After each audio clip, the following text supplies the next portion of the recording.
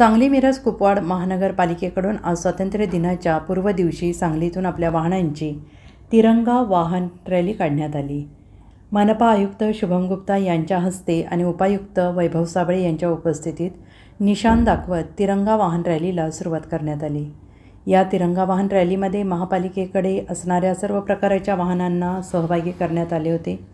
सांगलीतील डॉक्टर बाबासाहेब आंबेडकर क्रीडांगण येथून ही तिरंगा वाहन रॅली विश्रामबागपर्यंत नेण्यात आली।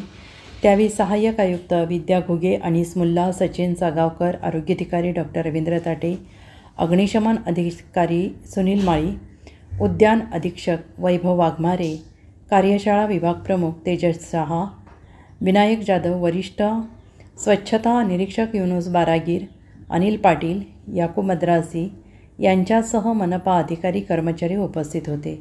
या तिरंगा वाहन रॅलीसाठी महापालिकेची सर्व वाहने तिरंगा थीमने सजवण्यात आली होती। त्यानंतर प्रभाग क्रमांक 3 मधील वाहनांनी कुपवाड तर प्रभाग क्रमांक 4 मधील वाहनांनी मिरजेतून वाहन रॅली काढत स्वातंत्र्य दिनाचा आनंद व्यक्त केला।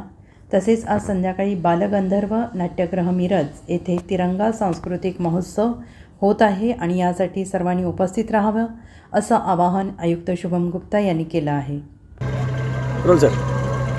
आज 14 ऑगस्ट रोजी सकाळच्या सत्रात आपण एक तिरंगाची कार रॅली आपण काढतो आहे। त्यामध्ये महानगरपालिकेचे जवळजवळ 250 वाहन एकाच वेळी फिरणार आहे आणि लोकांच्या जे शहराचे नागरिक आहेत त्यामध्ये देशभक्तीचे वातावरण निर्माण करणार आहे।